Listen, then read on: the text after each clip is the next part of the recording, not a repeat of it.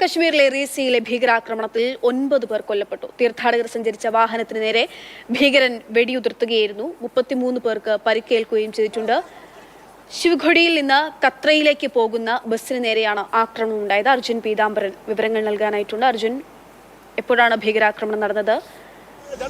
മരിച്ച ആളുകളെ പറ്റിയുള്ള വിവരങ്ങൾ, എത്ര പേർക്ക് പരിക്കേറ്റിട്ടുണ്ട്, എന്തായിരുന്നു സംഭവിച്ചത്? പക്ഷേ ഇന്ന് വൈകിട്ടാണ് ഇത്തരത്തിലൊരു ഭീകരാക്രമണം റീസിയിൽ, കശ്മീരിലെ റീസിയിൽ ഉണ്ടായിരുന്നത്. ബസ്സിൽ 40-ലധികം ആളുകൾ ഉണ്ടായിരുന്നു.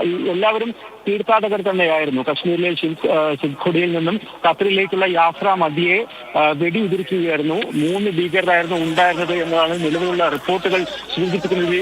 ഈ നിലവിൽ 9 പേരുടെ മരണമാണ് സ്ഥിരീകരിച്ചത്. ഈ 9 പേരുടെയും മരണവും വെടിയേറ്റിട്ടാണോ എന്നുള്ള കാര്യത്തിലൊരു സ്ഥിരീകരണം എന്തെങ്കിലും നിലവിലില്ല. വെടിയുതിർത്തതിന് പിന്നാലെ ഈ ബസ്സിന് നിയന്ത്രണം നഷ്ടപ്പെട്ടിരുന്നു. പിന്നാലെ മലയിടുക്കിലേക്ക് മറിഞ്ഞ് നിരവധി ആളുകൾക്ക് പരിക്കേൽക്കുക കൂടി ഉണ്ടായിരുന്നു. ഏകദേശം 33 ആളുകൾക്കാണ് പരിക്കേറ്റിരിക്കുന്നത്. മാത്രമല്ല മരണസംഖ്യ ക്രമാതീതമായി വർദ്ധിക്കാനും ഈ അപകടം കാരണമായിട്ടുണ്ട്. 3 പേർ സംഭവ സ്ഥലത്ത് വെച്ച് തന്നെ മരിച്ചു. ബാക്കിയുള്ളവരെ ആശുപത്രിയിലേക്ക് എത്തിക്കുകയായിരുന്നു. ആശുപത്രിയിൽ എത്തിച്ച ശേഷം രാജ്യത്ത് പുതിയ മന്ത്രിമാർ സത്യപ്രതിജ്ഞ ചെയ്ത് അധികാരമേൽക്കുമ്പോഴാണ് കശ്മീരിൽ വീണ്ടും ഭീകരാക്രമണം ഉണ്ടായിരിക്കുന്നത്.